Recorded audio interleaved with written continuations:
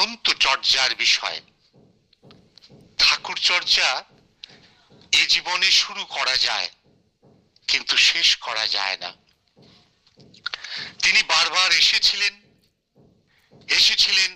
রামচন্দ্র হয়ে, এসেছিলেন শ্রীকৃষ্ণ হয়ে, এসেছিলেন বুদ্ধদেব হয়ে, এসেছিলেন জেসাস ক্রাইস্ট হয়ে, এসেছিলেন মোহাম্মদ রসুল হয়ে, এসেছিলেন চৈতন্য মহাপ্রভু হয়ে, এসেছিলেন শ্রী শ্রী রামকৃষ্ণ ঠাকুর হয়ে, আবার দয়া করে এবার আসলেন শ্রী শ্রী ঠাকুর অনুকূল চন্দ্র হয়ে। আমরা রামচন্দ্রকে বনবাসে পাঠিয়েছি, শ্রীকৃষ্ণকে রাজসভায় অপমান করেছি, বুদ্ধদেবকে কপিলাবস্তু রাজ্যের কুপুত্র বলে উপহাস করেছি, জেসাস ক্রাইস্টকে চাবুক দিয়ে ক্ষতবিক্ষত করে দিয়েছি, মোহাম্মদ রসুলকে মক্কা থেকে মদিনাতে পাঠিয়ে দিয়েছি, চৈতন্য মহাপ্রভুকে হত্যার ষড়যন্ত্র করেছি, শ্রী শ্রী রামকৃষ্ণ ঠাকুরকে পাগল ঠাকুর বলে উপহাস করেছি। আর এবারও যদি আমাদের সেই সদ্গুরু লাভ না হয়, তাহলে আমাদের বহুকাল অপেক্ষায় থাকতে হবে। অশুভ শক্তি যখন এই বিশ্বকে নিঃস্ব করায় উদ্গ্রীব, এমনই সময় ধর্মজগতের প্রবক্তা যুগ পুরুষোত্তম পরম প্রেমময় শ্রী শ্রী ঠাকুর অনুকূল চন্দ্র আবির্ভূত হলেন পাবনা জেলার হিমায়তপুর গ্রামে 1888 খ্রিস্টাব্দের 14ই সেপ্টেম্বর 1295 সাল 30শে ভাদ্র শুক্রবার তাল নবমী তিথিতে সকাল 7:05 শাণ্ডিল্য গোত্রে সমস্ত সমস্যার সমাধান নিয়ে তিনি আবির্ভূত হলেন শ্রী শ্রী ঠাকুর অনুকূল চন্দ্র হয়ে। একদা গৈরিক বসুনি পদ্মা নদীর তীরে যে সৎসঙ্গ আন্দোলন শুরু হয়েছিল, আজ তা সারা বিশ্বে প্লাবিত। তাই তো আজ শ্রী শ্রী ঠাকুর অনুকূল চন্দ্র আজ বিশ্বের বিস্ময়। তার দিব্য জীবন ও বাণী আজ আলোচ্য বিষয়। তার জীবন হলো তার বাণীর বহিঃপ্রকাশ, আর বাণী হলো তার জীবনের মূর্ত বিগ্রহ। আমরা এই এতবার এসেছেন যুগে যুগে, প্রতি যুগে যুগে দেখেছি তারা এসেছেন, যে যুগের যে পরিস্থিতি ছিল সেই অনুপাতিক তিনি তার বিধান দিয়ে গেছেন। কিসের বিধান? ঠাকুর বলেন বাঁচা এবং বাড়া। রামচন্দ্র হে তার বীজ নাম দিয়েছিলেন রং, রং রং বলে জপ করা হতো। রামচন্দ্রের দেহ রক্ষার 36 বছর পর তিনি পুনরায় আবির্ভূত হলেন শ্রীকৃষ্ণ হয়ে, বললেন সর্বধর্মাং পরিত্যজ্য মামেকং শরণং ব্রজ অহং তাং সর্ব পাপেভ্য মুখ্য হিসাবে মা শুচ। তুমি সমস্ত কিছু ত্যাগ করে আমাতে শরণাপন্ন হও। নিউ নেম দিলেন ক্লিং। এইভাবে তার বারবার আসা, নতুন নতুন নাম দেওয়া। মহাপ্রভু বলছেন এই নাম নয় রে নিতাই, আরো নাম আছে, এই নাম নিয়ে যাবে ওই নামের কাছে, যার ইঙ্গিত দিলেন শ্রী শ্রী রামকৃষ্ণ ঠাকুরের। মহাপ্রভু যখন ঘর ছেড়ে বেরিয়ে যান, তার মা সচী মাতা কেঁদে বলছিলেন তুমি যে এই বাংলাদেশ ছেড়ে চলে যাচ্ছ, এই বাংলায় তো আর তুমি কোনোদিন আসবে না। মহাপ্রভু তার মাকে প্রভু দিয়ে বলেছিলেন তুই কাঁদিস কেন মা, এই বাংলায় আমি আরো দুবার আসব, তখন তুই হবি আমার মা। যার ইঙ্গিত দিয়েছিলেন শ্রী শ্রী রামকৃষ্ণ ঠাকুর, ঠাকুর অনুকূল চন্দ্রের। শ্রী শ্রী রামকৃষ্ণ ঠাকুর কে শ্রীমা একদিন জিজ্ঞেস করছিলেন তুমি কত লোককে ছেলে পুলে দিলে গো, কই আমাকে তো দিলে না।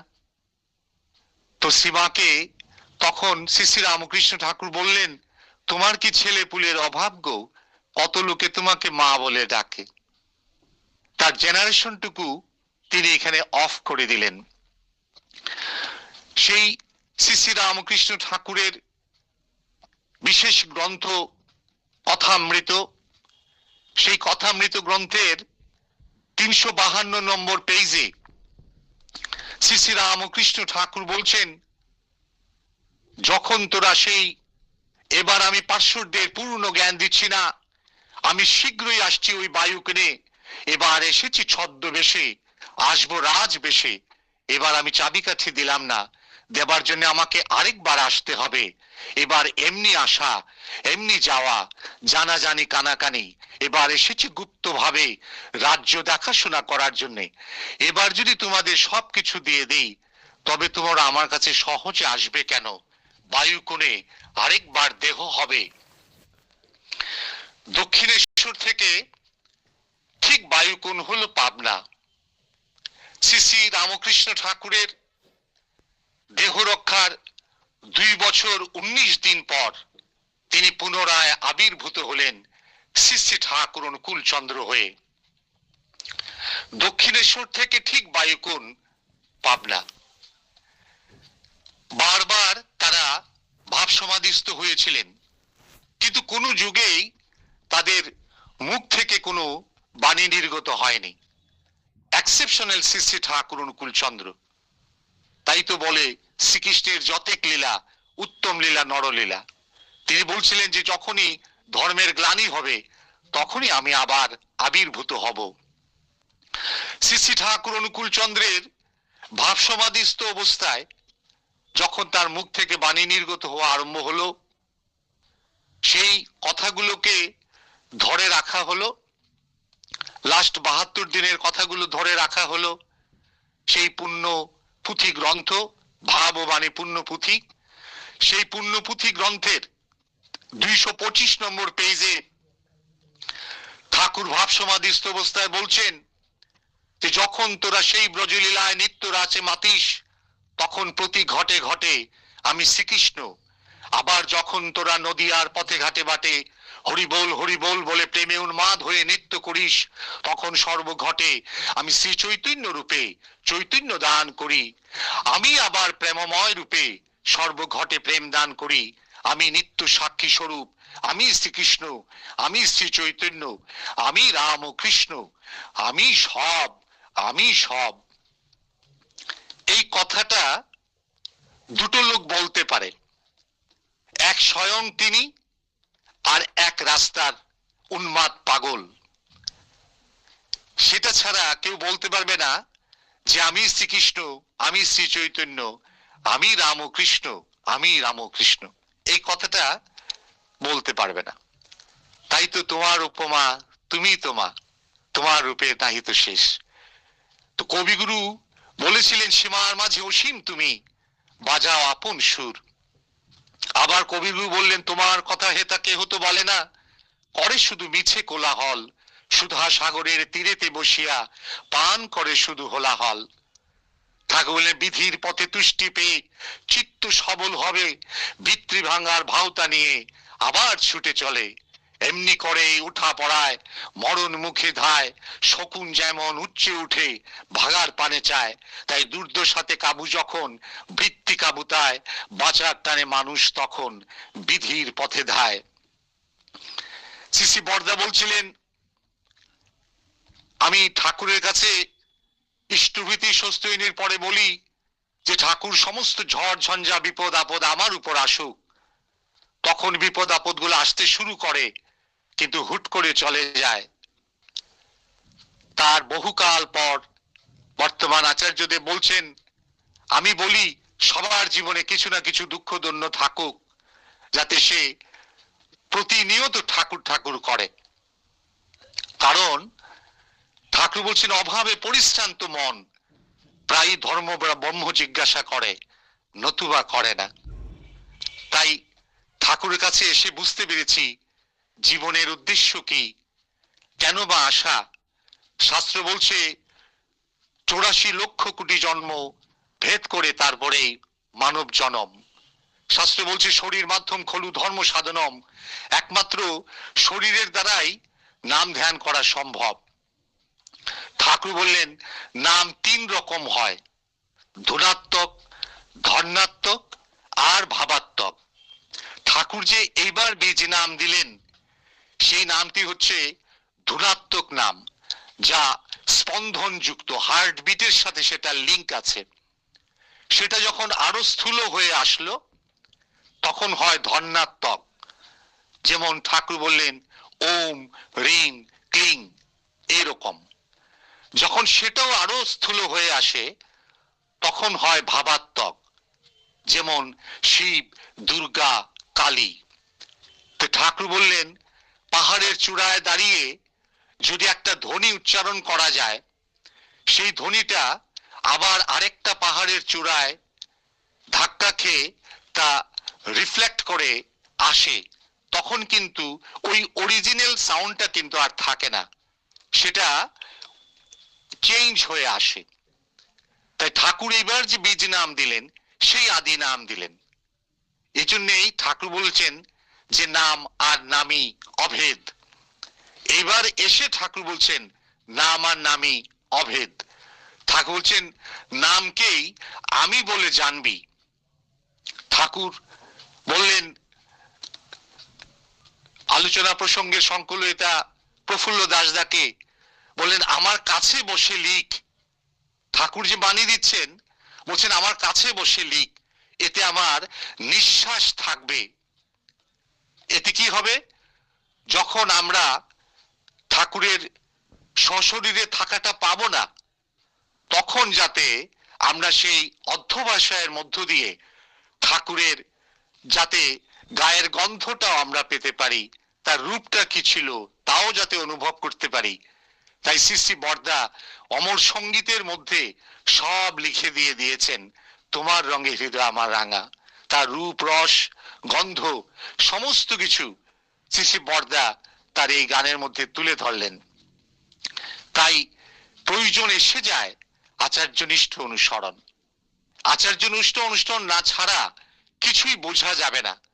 একটা এক্সাম্পল দিতে পারি, যেমন ঠাকুর যদি মেইন বুক হন, তাহলে শ্রী শ্রী বরদা অর্থাৎ আচার্যদেব হলেন নোটবুক। আপনারা দেখবেন সাধারণত নোটবুকটা একটু সাইজে বড় থাকে, দামটাও একটু বেশি থাকে, আর ব্যাখ্যাটাও বেশি থাকে। এতে যিনি আচরণ সিদ্ধ তিনি হলেন আচার্য। তাই ঠাকুর বললেন নিষ্ঠা নিয়ে আচার্য সেবা করিস দেখে শুনে, করার বস্তি অমনি হবে বাড়বি ক্রমিক গুণে। ঠাকুর এই কথাটা কেন বললেন যে নিষ্ঠা নিয়ে আচার্য সেবা করিস দেখে শুনে, করার বস্তি অমনি হবে বাড়বি ক্রমিক গুণে। ঠাকুর বললেন যাকে দেখে চলায় তোমার চলন সার্থক হয়, উল্লঙ্ঘনে এড়াতে পারো অনেক বিপর্যয়। যার ভাবে আর কথায় কর অন্তর্বিন্যাস, সেই মানুষই আদর্শ যার ইষ্টিতে সন্ন্যাস। এই আচার্য সম্বন্ধে ঠাকুর এই কথাটা পরিষ্কার করে দিলেন। তাই আমাদের আজকে সৎসঙ্গীদের মহা আনন্দের দিন চলছে যে আমরা আচার্যকে পেয়ে আমরা চলতে পারছি। তাই তো ঠাকুর বললেন যে ইষ্টগুরু পুরুষোত্তম, প্রতীক গুরু বংশধর, রে তো শরীরে সুপ্ত থেকে জ্যান্ত তিনি নিরন্তর। ঠাকুর এখানে প্রতীক গুরু শব্দ লাগালেন, জ্যান্ত শব্দ লাগালেন, নিরন্তর শব্দ লাগালেন। কেন লাগালেন? যখন আমাদের বর্তমান আচার্যদেব জন্ম নিয়েছিলেন তখন শ্রী শ্রী বরদা তাকে যখন দেখতে গেলেন, প্রথম দর্শনেই শ্রী শ্রী বরদা বললেন আরে এ তো দেখি বাবাই, অর্থাৎ শ্রী শ্রী ঠাকুর। তার সমস্ত লক্ষণ শ্রী শ্রী ঠাকুরের মতো। তাই শ্রী শ্রী বরদা বললেন আরে এ তো দেখি বাবাই। এই থেকে তার ডাক নাম পড়ে গেল বাবাই দাদা, সবার প্রিয় বাবাই দাদা। এই যে সিস্টেম, ঠাকুর যে বলছে এবার আমি যাব না, বাপ বেটা হোকল লীলা করেগা, সেটা আমাদের একটা সৌভাগ্য যে তারা আমাদেরকে পথ দেখিয়েছেন, রাস্তা দেখিয়েছেন। যদি আমরা তাদের পথ অনুগামী হয়ে চলতে পারি তাহলে আমাদের অনেক কিছু হয়ে যাবে। এই যে ঠাকুর বলেন যে ইষ্ট নিদেশ মূর্ত করাই তপ, উষা নিশায় মন্ত্র সাধন, চলাফেরায় জপ, যথা সময় ইষ্ট নিদেশ। শব্দটা কিন্তু এখানে নিদেশ, নির্দেশ নয়। ঠাকুরকে প্রশ্ন করা হচ্ছে, দেবীদা বলছেন যে প্রথমে মনে হয়েছিল সেটা বোধহয় কোনো প্রিন্টিং মিস্টেক হয়েছিল, আসলে তা নয়। নিদেশ আর নির্দেশ শব্দের মধ্যে তফাৎ আছে। যেমন সদা সত্য কথা বলিবে, আর বললেন যাও আমাকে এক গ্লাস জল এনে দাও। এই দুটো তফাৎ এখানে, একটা নির্দেশ আর একটা নির্দেশ।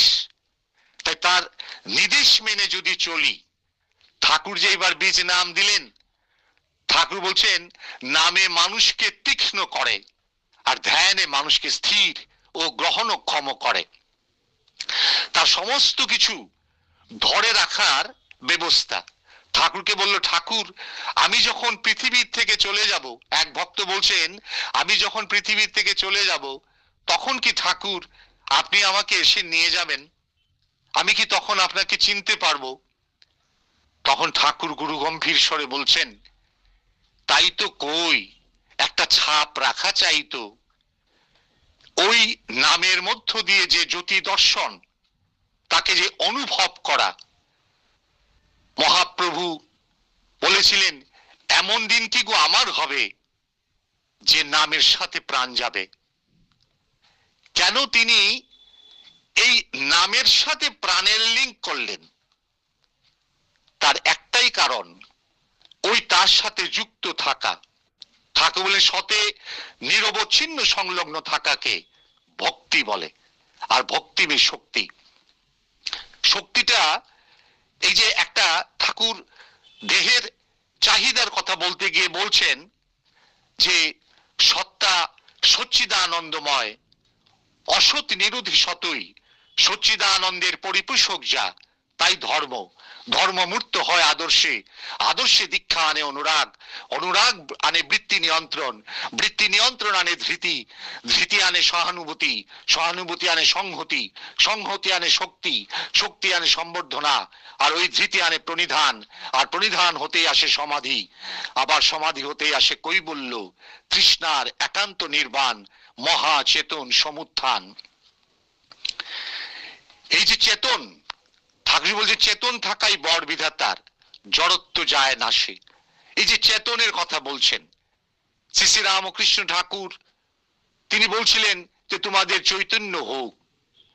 এই কথাগুলো বুঝতে হবে। ঠাকুর ভাব সমাধিস্থ অবস্থায় বলছিলেন আমি যখন যীশু খ্রিস্ট ছিলাম তখন আজ্ঞা চক্রে নাম করতাম। এই যে ঠাকুরের উক্তি, ঠাকুর নামের উপরে এত জোর দিচ্ছেন ওই কারণে যাতে আমরা সমস্ত কিছু বুঝতে পারি।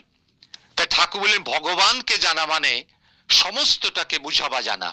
If you know one you know all, তস্মিন জ্ঞাতে সর্বম জ্ঞাতমস্তি।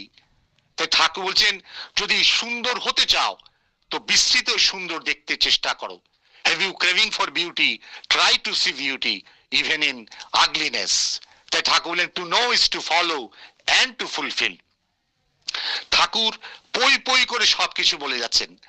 আমরা আচার্যনিষ্ঠ অনুষ্ঠান থেকে দুই একটি কথা বলে আমার সময় শেষ হয়ে আসছে আস্তে আস্তে। শ্রী শ্রী বর্দার কাছে একটি মেয়ে গিয়ে বলছে যে বর্দা আমার চোখটা টেরা, আমার বাবা আমাকে বিয়ে দিতে চাননি, আমার মা আমাকে একরকম লুকিয়েই আমাকে বিয়ে দিয়ে দিয়েছিলেন, কিন্তু আমি শ্বশুর বাড়িতে যাওয়ার পরে আমাকে সবাই আমার চোখ টেরা দেখে সবাই আমাকে খুব তাচ্ছিল্য করছিল, অপমান করে। আমি আর সহ্য করতে পারিনি বর্দা, আমি আমার বাবার বাড়িতে এসে গেছি, এখন কি করব, আমাকে পথ দেখান। বর্দা বললেন কই দেখি তো, তুই আমার দিকে তাকাতে পারিস, কই তাকা তো দেখি। তো মেয়েটি সিসি বর্দার চোখের দিকে তাকিয়ে রইল কিছুক্ষণ। কিছুক্ষণ পর সিসি বর্দা বলছেন এবার ঠাকুর প্রণাম করে শ্বশুর বাড়ি চলে যা, সুখে সংসার কর। মেয়েটিও কি বুঝলো, আজ্ঞে বলে সে সিসি বর্দার ঘর থেকে বেরিয়ে সিঁড়ি দিয়ে নেমে যাচ্ছে। এবার সিঁড়ির নিচে তার মা আর বাবা দাঁড়িয়ে আছেন। তার মা বাবা মেয়েটির চোখের দিকে তাকিয়ে দেখেন যে মেয়েটার চোখটা সোজা হয়ে গেছে। তার সম্বন্ধে কি ব্যাখ্যা দেবেন বলুন? অথচ ঠাকুর বলছেন there is no miracle in Sadguru, religion without science is shame বলছেন। What there is religion there is science, what there is science there is religion. তো এই যে বিজ্ঞান, এই বিজ্ঞান আমাদের বুঝতে হয়তো সময় লাগছে, কিন্তু সৎসঙ্গীরা বুঝে ফেলেছে যে আচার্যকে ধরে চলো, এটাই শেষ কথা, এটা ছাড়া হবে না। আচার্যদেব এক মাসের ট্যুরে বেরিয়েছিলেন দীক্ষা কার্যে। তো একটি মা দীক্ষার কাজের অনেক কাজে ছিল, এসে আচার্যদেবের সামনে বসে কাঁদছে। আচার্যদেব বললেন, কাঁদছেন কেন মা? বলছে, আমার ছেলেটা কথা বলতে পারে না। তো বললেন, ছেলে কোথায়? বলছে, ছেলে তো ঘরে, এখানে আসেনি। বললেন, ফোন লাগাতে। ফোন লাগানো হলো, আমি একটু সংক্ষেপে বলছি। ফোন লাগানোর পর তার জেঠিমা ধরলো। জেঠিমাকে তিনি বললেন যে বাচ্চাটা হাতে দিতে। বাচ্চাটা হাতে নিল, নিতেই আচার্যদেব জিজ্ঞেস করলেন, তোমার নাম কি? বলতেই তার মুখ থেকে নাম বেরিয়ে আসছে।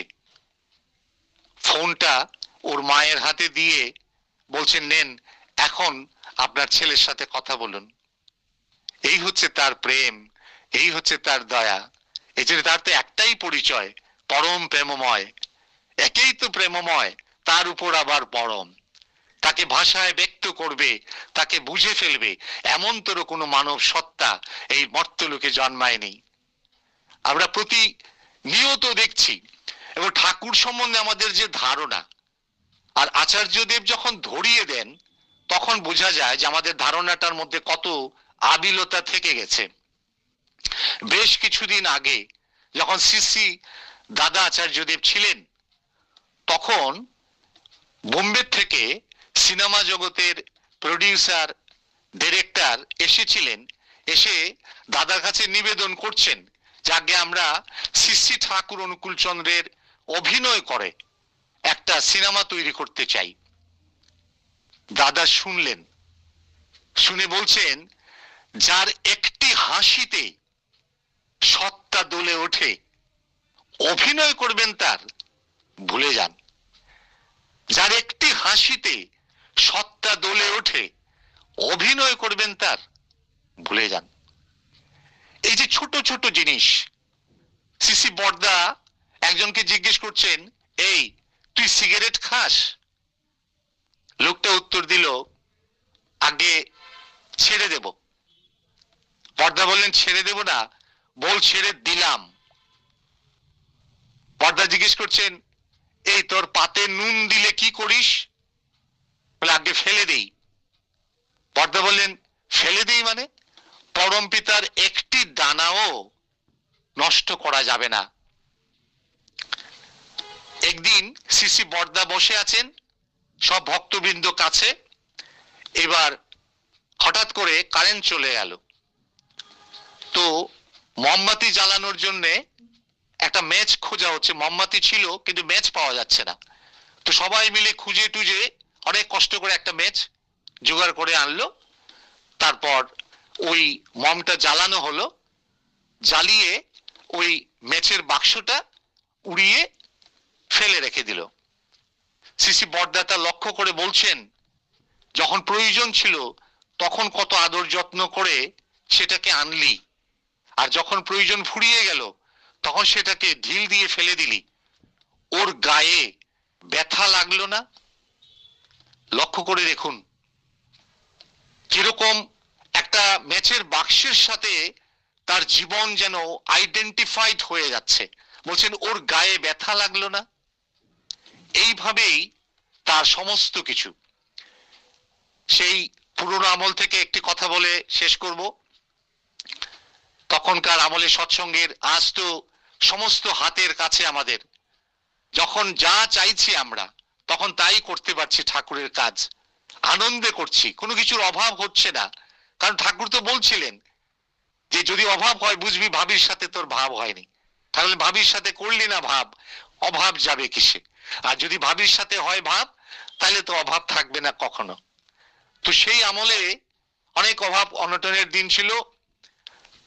তো উৎসব, তো ঠাকুর বিছানায় একটু কাত হয়ে উল্টো দিকে মাথা দিয়ে শুয়ে আছেন, আর অনেক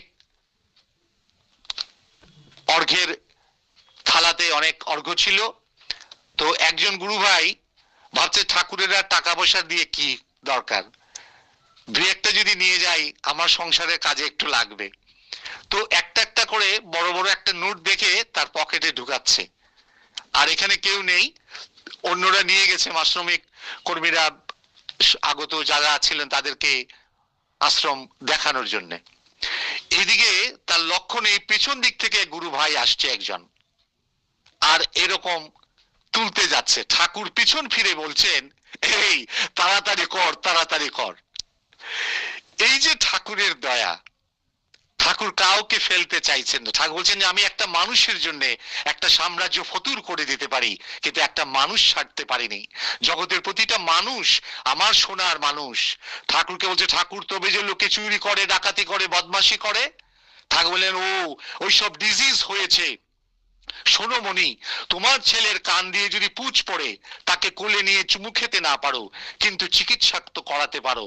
ফুটো নৌকা দেখে ফেলে দিস নে, তালি দিয়ে দে, দেখবি কত মাল বহন করে নিয়ে যায়।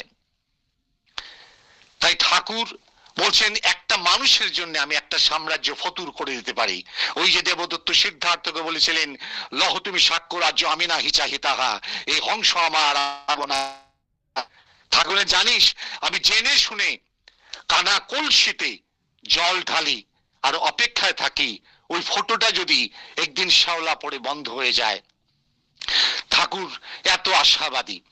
ঠাকুরের শেষ সময়ের অবস্থাটা যখন ছিল, ঠাকুর বিছানায় শুয়ে আছেন, ডাক্তার বৈদ্য এসে বলছে ঠাকুর বিশ্রাম করুন। ঠাকুর শুয়ার থেকে উঠেই বলছেন, আমি যা দিয়ে গেলাম আপনারা সব পালন করবেন তো? ঠাকুর, সব পালন করব, সব পালন করব ঠাকুর, আপনি এখন একটু বিশ্রাম করুন ঠাকুর। ঠাকুর বললেন, তবে আমি এখন একটু শুই শুই শুই। বলে ঠাকুর শুয়ে গেলেন। 3 সেকেন্ড গেল না, আবার ঠাকুর লাফ দিয়ে উঠে বলছেন, আমাকে ছুঁয়ে কথা দিন, আমাকে আপনারা ছুঁয়ে কথা দিন, আমি যা দিয়ে গেলাম তা আপনারা পালন করবেন তো? লক্ষ্য করে দেখুন, ঠাকুর যে কে আছো এমন আত্মজার্য সন্তান, আমাকে মানুষ ভিক্ষা দেবে, এই হচ্ছে তার দরদ। তাই ঠাকুর বললেন, ভালোবাসা আর সৎ নাম দিয়ে এই বিশ্বকে জয় করা যায়। ভালোবাসার এত শক্তি যে একটা চুম্বক থেকেও বেশি আকর্ষণ করে। তাই ঠাকুর বললেন, name and love can conquer the universe. Love is the only coin by which we can purchase pleased. Let the bell of love revive the functional flow. Nothing has a pull more magnetic than love. Love and love can conquer lust. Love can control because it is the elixir of existence. Unrepelling love is the highest wisdom. ঠাকুর বললেন, ঈশ্বরেরই ডাক এসেছে, তার কাজে তোর সঙ্গতি, যোগান দিয়ে ধন্য হতুই, হোক তুলিত দুর্গতি। এই কথা বলে সবার মঙ্গল প্রার্থনা করি। সবাই ভালো থাকবেন, সুস্থ থাকবেন, আর আচার্য দেবকে যথা সম্ভব আমরা যাতে খুশি করতে পারি সেই অঙ্গীকার বদ্ধ হই। জয় গুরু।